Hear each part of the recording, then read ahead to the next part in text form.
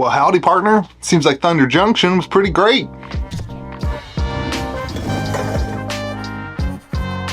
Well, what is going on, everyone? Welcome back to Kitchen Table TCG. My name is Louie. I hope you're having yourself a fantastic day. Today, we're going to chat about Thunder Junction, Outlaws at Thunder Junction. I'm going to give you guys my thoughts on this set now that we are at the end of pre-release weekend. If you want to join the Discord server, head on over to KitchenTableTCG.com, where you can hop in the Discord server and chat about all the games and hang out with me. It's a great place. You can also support the channel there. We also have Kitchen Table TCG shirts going out right now. Check this out. Today I've got on the Angel. We got custom designed shirts and stuff like that. If you want that stuff too, at KitchenTableTCG.com. All right, here we go. We're going to talk about Outlaws. Outlaws at Thunder Junction surprised a lot of people. I ordered lighter on this set than I did for Murders, but I didn't go super light on it, and I'm glad I didn't, because it has been an awesome weekend. Typically at Game Grove, the store that I own, we do one pre-release, and then like on Friday night, and then on Saturday, if there's interest, we may run a second pre-release with like 5 to 10 people, and then we're kind of done with the set. Now at Lost Caverns of Ixalan, we had our biggest pre-release ever, and we had 50 people, 48 people, something like that, at Lost Caverns of Ixalan. And then I was really excited, Murders at Karlov Manor, and it didn't really do well. We had like 25, 30 people. So I didn't really know what to feel with, this Outlaws at Thunder Junction set.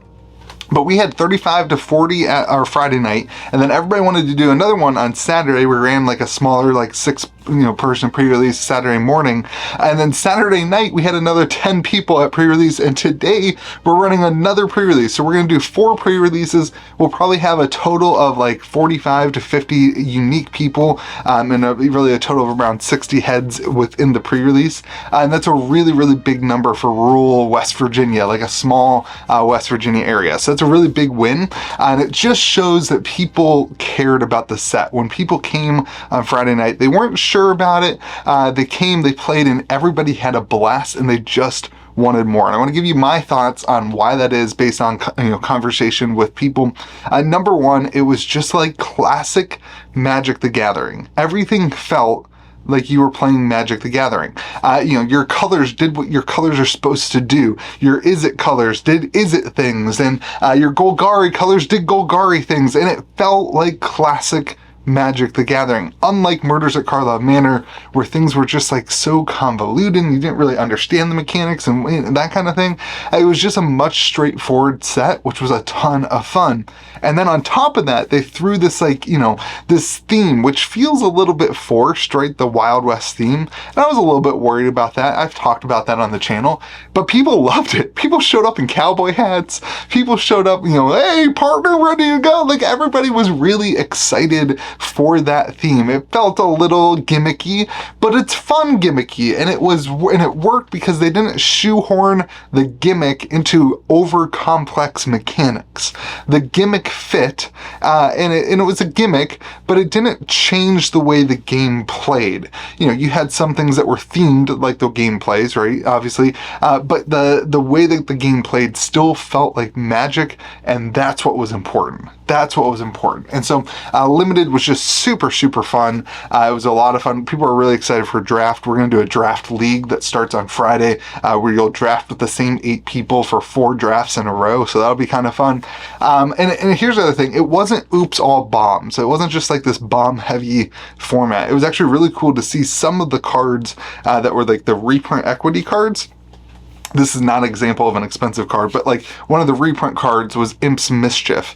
And I actually won a game off of Imp's Mischief. And that was so much fun to just see and to play. And it was a great experience. I think the limited format for Thunder Junction really shined. It was a lot of fun. And that pushes a lot of people's interest into them buying boxes, picking up a couple collector packs, buying a commander deck, and evolving in the formats in that way too, which is a great sign. So all in all, Limited was super fun. That's one of my biggest tells of, is the set going to do well? That's what I said with Lost Caverns.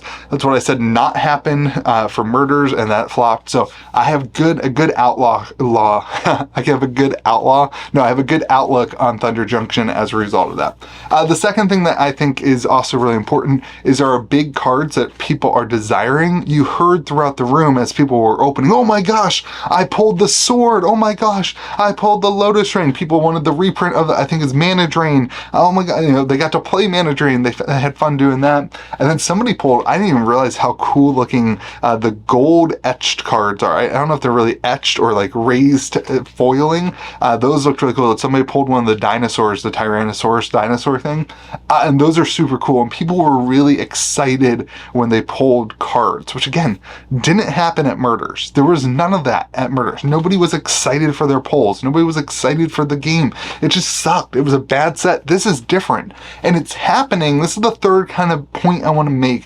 This set is coming out in a really interesting spot for Magic the Gathering. You just had a really bad set in Murders at Carlisle Manor. It really, really flopped. It was terrible. And so all the stores, myself included, stores and individuals, a little bit shy on ordering the set, particularly play boosters, that kind of stuff, where it's like, is this going to work out? How is the market going to handle this?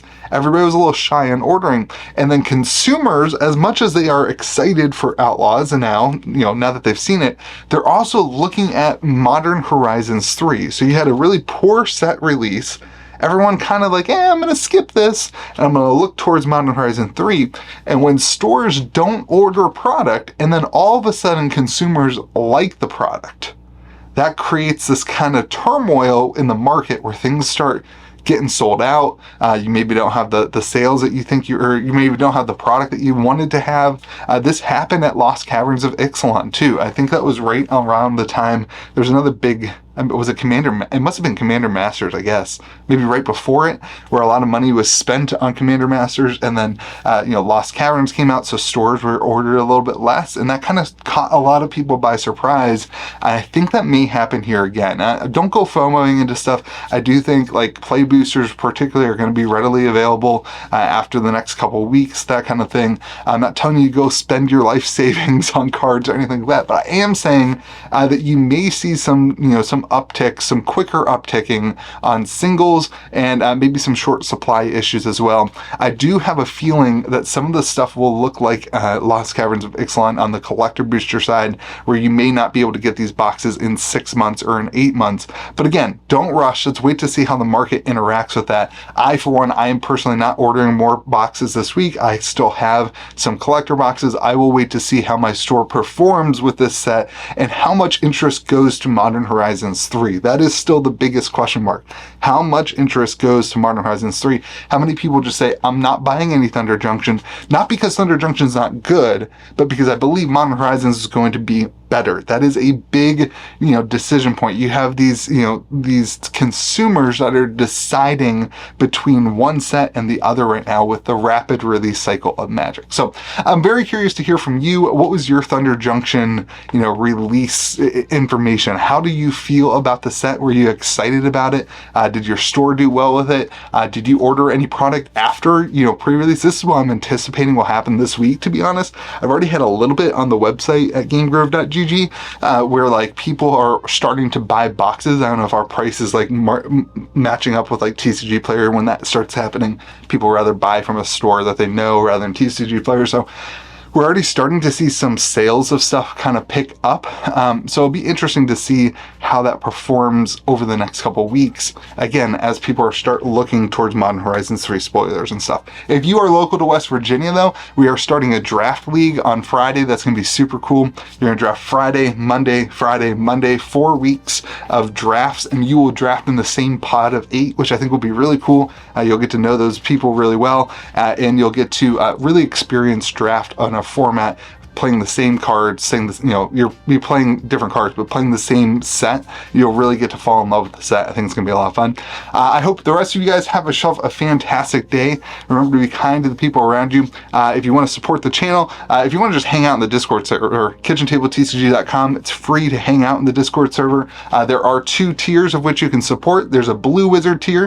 If you sign up on mobile, it's going to be more expensive, but if you sign up on your desktop, it'll be $5 for the Blue Wizard or $20 for the Gold Wizard. Gold Wizards get access to currently in stock product, anything that I can currently order, not pre-order, for Magic, for Pokemon, for all that stuff. So join that if you're interested in that. Other than that, I hope you have yourself a fantastic day. Be kind to the people around you. If you want to pick up a t-shirt, do that as well. We'll see you again next video.